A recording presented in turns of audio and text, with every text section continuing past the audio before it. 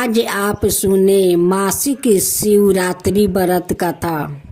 कथा के अनुसार पूर्व काल में चित्रा भानु नाम का एक शिकारी था। जानवरों की हत्या करके वो अपने परिवार को पालता था। वो एक साहूकार से कर्ज ले रखा था, लेकिन उसका ऋण समय पर ना चुका सका। क्रोधित साहूकार ने शिकारी को शिव मठ में बंदी बना लिया। संयोग से उस दिन शिवरात्रि थी। शिकारी ध्यान मगन होकर शिव संबंधी धार्मिक बातें सुनाता रहा। चतुर्दशी को उस दिन शिवरात्रि व्रत की कथा भी सुनाई। शाम होते ही साहूकार ने उसे अपने पास बुलाया और ऋण चुकाने के विषय में बात की। शिकारी अगले दिन सारा ऋण लौटा देने का वचन देकर बंधन से छूट गया। अपनी दिनचर्या की भांति वो जंगल में शिकार के लिए निकला, लेकिन दिन भर बंदी गिरह में रहने के कारण भूख प्यास से व्याकुल था। शिकारी खोजता हुआ वो बहुत दूर निकल गया। जब अंधकार हो गया तो उसने विचार किया कि रात जंगल में ही बितानी पड़ेगी। वो वन एक तालाब के किनारे एक बेल के पेड़ पर चढ़ कर रात बिताने का इंतजार करने लगा। बिलब वृक्ष के नीचे शिवलिंग था जो बेल पत्रों से ढका हुआ था। शिकारी को उसका पता ना चला। परवा बनाते समय उसने जो टहनियां तोड़ी वो संयोग से शिवलिंग पर गिरती चली गई। इस प्रकार दिन भर भूखे प्यासे शिकारी का व्रत भी हो गया और शिवलिंग पर बेलपत्र भी चढ़ गया। एक पहर रात्रि बीत जाने पर एक गर्भिणी हिरनी तालाब पर पानी पीने पहुंची। शिकारी ने धनुष पर तीर चढ़ाकर ज्यों ही प्रांचा घींची। हिरनी बोली, मैं गर्भिणी हूँ, शीघ्र ही प्रयास करूंगी। तुम एक साथ दो जीव की हत्या करोगे तो ठीक नहीं है। मैं बच्चे को जन्म देकर शीघ्र ही तुम्हारे समक्ष प्रसूति हो जाऊंगी, तब मार लेना।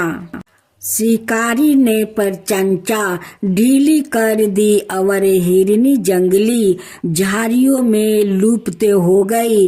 प्रचंचा चढ़ाने और ढीली करने के वक्त कुछ बिलब पत्रा अनायासी ही टूट कर शिवलिंग पर गिर गया। इस प्रकार उसने अनजाने में ही प्रथम प्रहार का पूजन भी संपन्न हो गया। कुछ ही देर बाद एक और हिरनी उधर से निकली। शिकारी की प्रसन्नता का ठिकाना न रहा। समीप आने पर उसने धनु पर बाण चढ़ाया। तब उसने देखा हिरनी ने विनम्रता पूर्वक निवेदन किया, हे शिकारी, मैं थोड़ी देर पहले तीर्थु से निमृत हुई हूँ, कामातुर विरहिणी हूँ, अपने प्रिया की खोज में भटक रही हूँ। मैं अपने पिता से मिलकर शीघ्र ही तुम्हारे पास आ जाऊंगी। शिकारी ने उसे भी जाने दिया।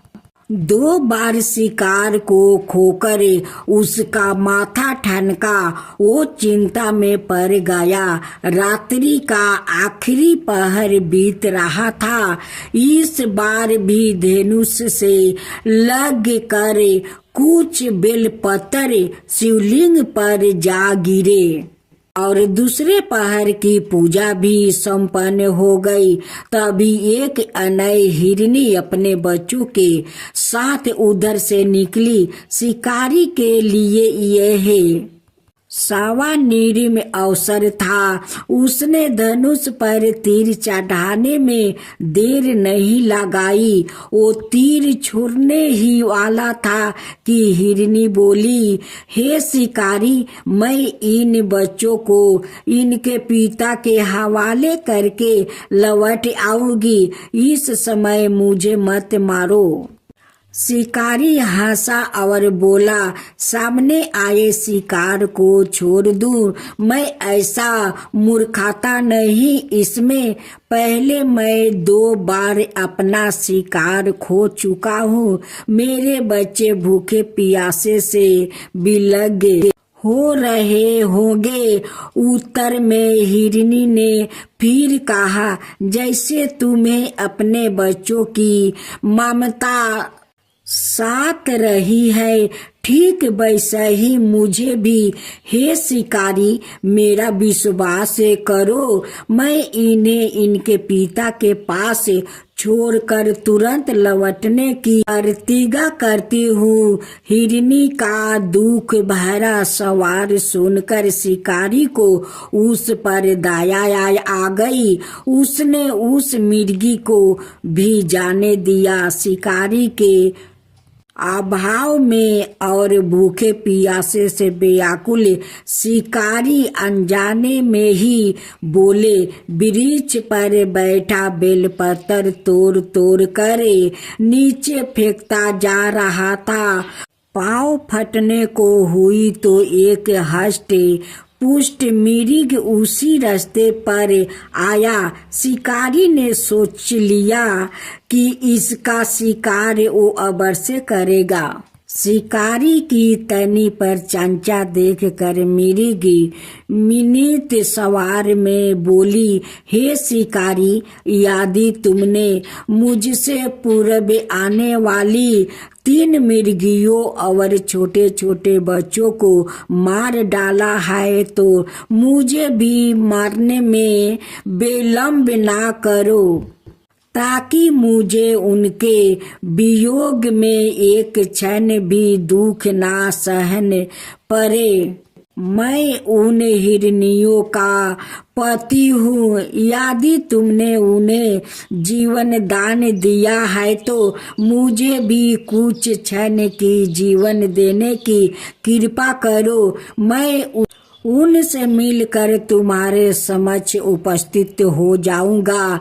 मिर्ग की बात सुनते ही शिकारी के सामने पूरी रात का घटना चक्र घूम गया। उसने सारी कथा मिर्ग को सुना दी। तब मिर्ग ने कहा, मेरी 3 पत्नियां जिस प्रकार प्रतिज्ञाबद्ध होकर गई है, मेरी मृत्यु से अपने धर्म का पालन नहीं कर पाएगी। अंत जैसे तुमने उन्हें विश्वास पत्रा बन कर छोड़ा है, वैसे ही मुझे भी जाने दो। मैं उन सब के साथ तुम्हारे सामने शीघ्र ही उपस्थित होता हूँ। शिकारी ने उसे भी जाने दिया। इस प्रकार सुबह हो गई। उपवास रात्रि जागरण और शिवलिंग पर बेलपत्र चढ़ाने से अनजाने में ही पर शिवलिंग रात्रि की पूजा पूर्ण हो गई। पर अनजाने में ही की गई पूजन का परिणाम उसे तत्काल मिला। शिकारी का हिंसक हृदय निमृत हो गया। उसमें भगवत शक्ति का वास हो गया। थोड़ी ही देर बाद वो मिर्ग सपरिवार शिकारी के समक्ष उपस्थित हो गया ताकि वो उनका शिकार कर सके, किंतु जंगली पशुओं की ऐसी सात्विकता सामूहिक प्रेम भावना देखकर शिकारी को बड़ी गलानी हुई। उसने मिर्ग परिवार को जीवन दान दे दिया। अनजाने में ही शिवरात्रि का व्रत का पालन करने पर भी शिकारी को मोक्ष की प्राप्ति हुई।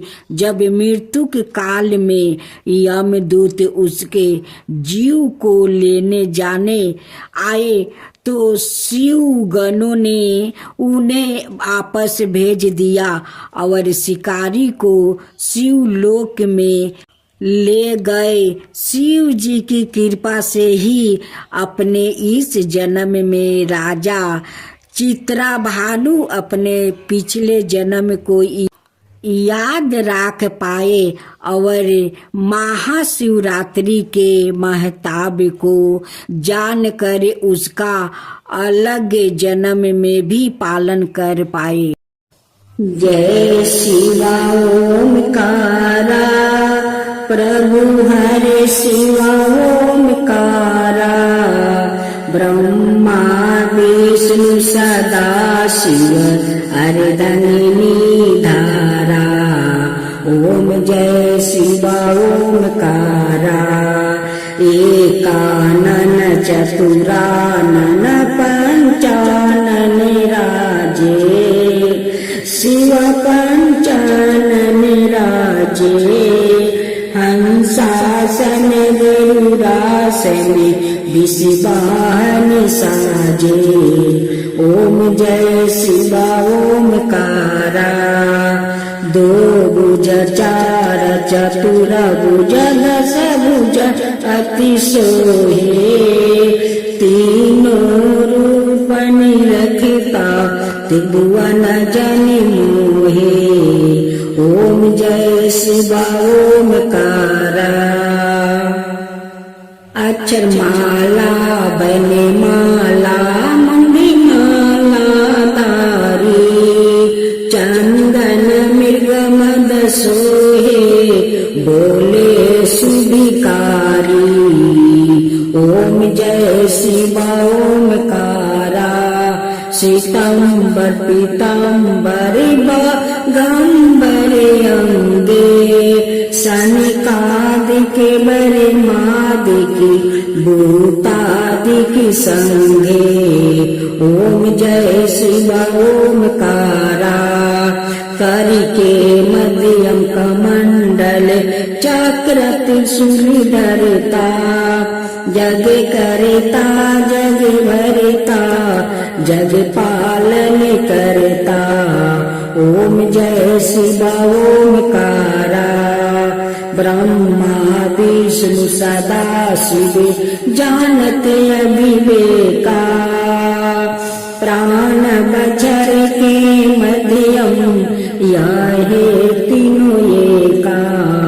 ओम जय शिवा ओमकारा तीर गुण शिव जी के आरती जो कोई नर गावे शिवा जो कोई नर गावे।